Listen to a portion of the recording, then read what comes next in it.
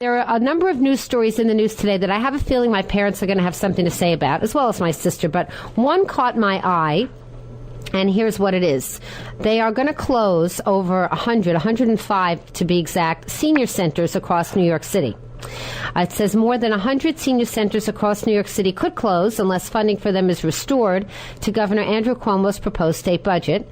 And when I see this, and it's a $25 million expense, but when I think about the fact that 105 senior centers could be closed, my initial reaction is that it is a terribly unfair thing to do. It preys on our most vulnerable citizens, our elderly, at a time of life where they very often rely on senior centers for their one nutritious, cheap meal a day, companionship, to play cards, to play mahjong, to find out, to maybe take a yoga class. Senior centers, I mean, they run the gamut of the kind of things that they do to keep people's lives interesting and alert, right, and to check on seniors.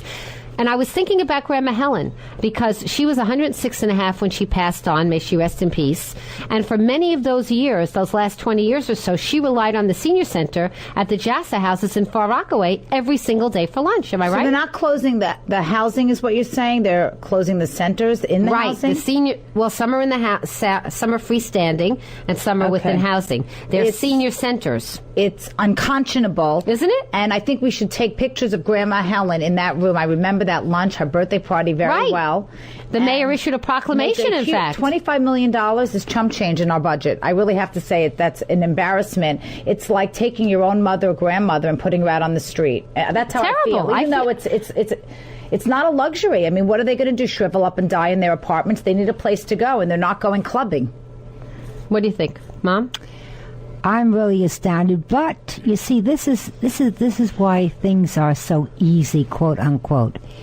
In reality, $25 million is exactly what my daughter says, but it looks good across the page. You know, you're cutting budgets and you're doing things.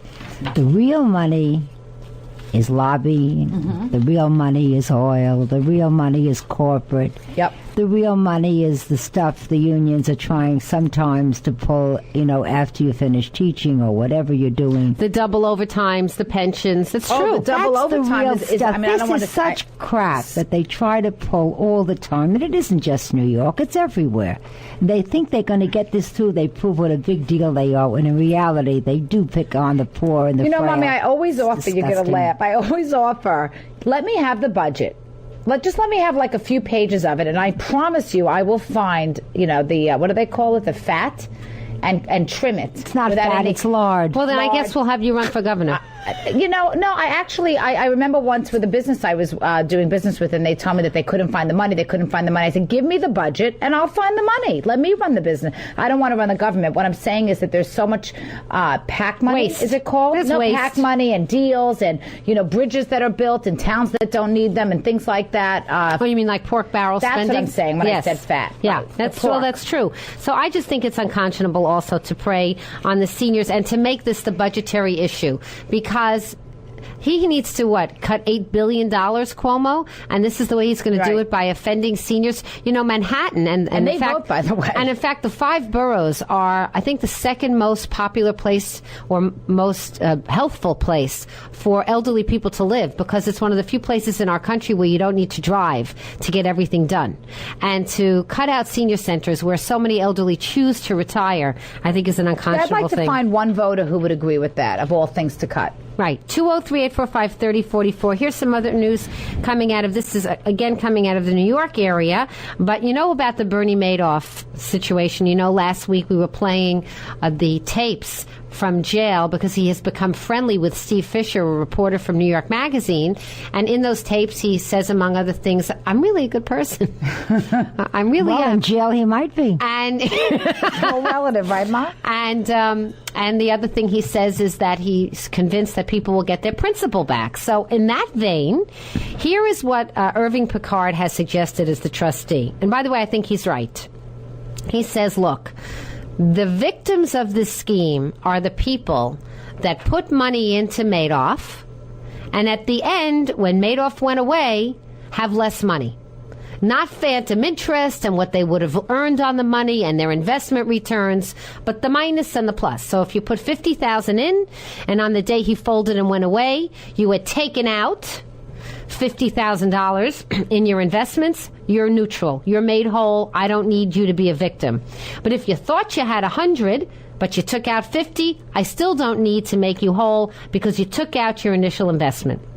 There are people that disagree with that. The judge has agreed that that's the only fair way to do this because when he closed, nobody knew where the money was. It was all made up for so many years. So Madoff's clients are only going to be able to get back the difference between what they put into their accounts and what they withdrew, which they are calling net equity. Okay, net equity. That's what they're calling. Basically, the amount you put in. Not the phantom profit that may or may not have happened. Right. So a group of former Madoff clients have sued. Chutzpah. Wait, as well as SIPC, the Securities Investor Protection Corporation, which is insuring this whole thing. And they are saying that he has no discretion. He has no right to create his own formula. In other words, he's making it up.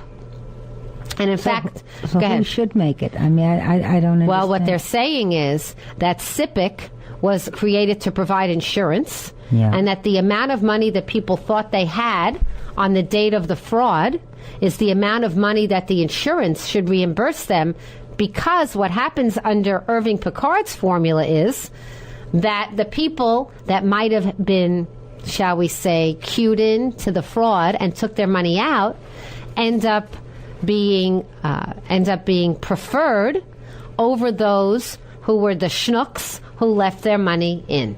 So I don't know. Anyway, that's what they're saying. They're saying that basically they want the insurance to pay.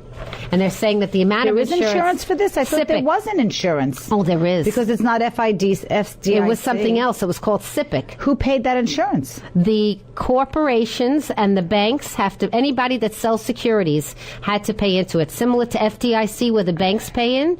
This is called SIPC. And it used to be that the premiums, that the charges were only like $500 an institution, and now they're well into the tens of thousands of dollars because of such a huge claim. Well, I always thought that one of the things, the reason why you wouldn't want to invest in a hedge fund or a more risky investment is because there was no insurance on the money.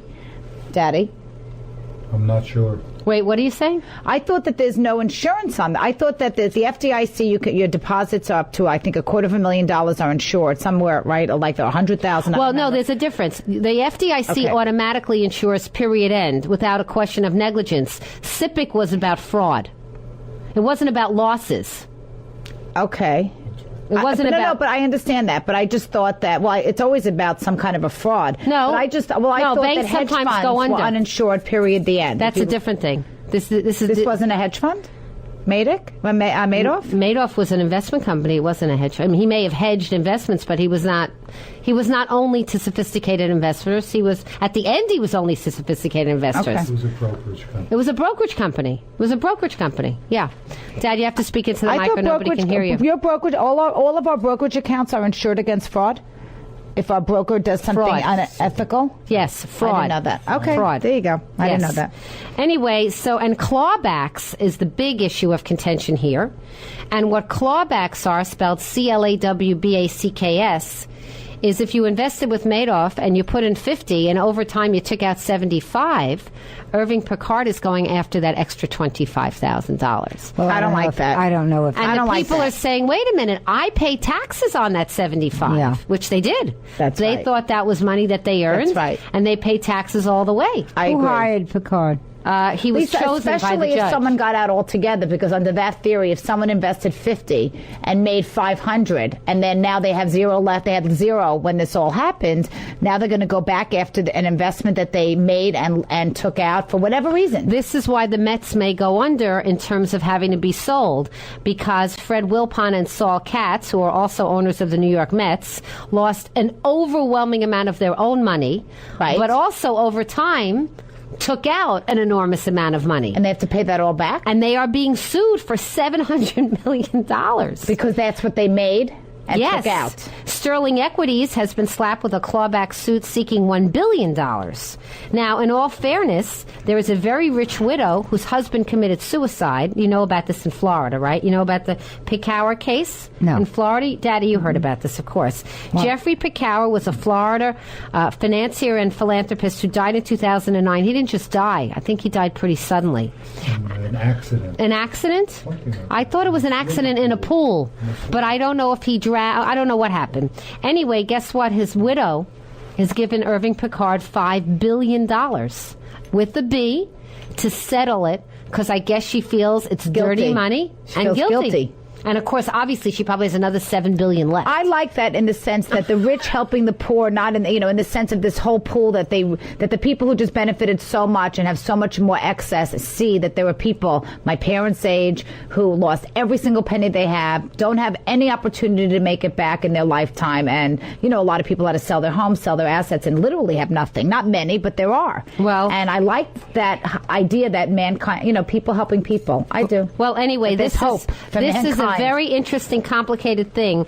But so far, Picard's investigation has revealed that Madoff was likely holding he thought he had about $60 billion, but he actually had $20 billion. In other words, clients thought totally they owned about $60 billion. $20 billion in his client's assets when his scheme collapsed. And so far, Irving Picard has recovered $10 billion. And by the way, 50 cents on the dollar? And by the way, this is considered to be a case with unlimited funds for going after, and they have spent in the tens of millions of dollars in legal fees. How much is Picard getting paid? We don't know yet. Tens of millions of dollars. The money's coming back to the lawyers. Always comes back to lawyers. But it's worth it if they could get back that kind of money.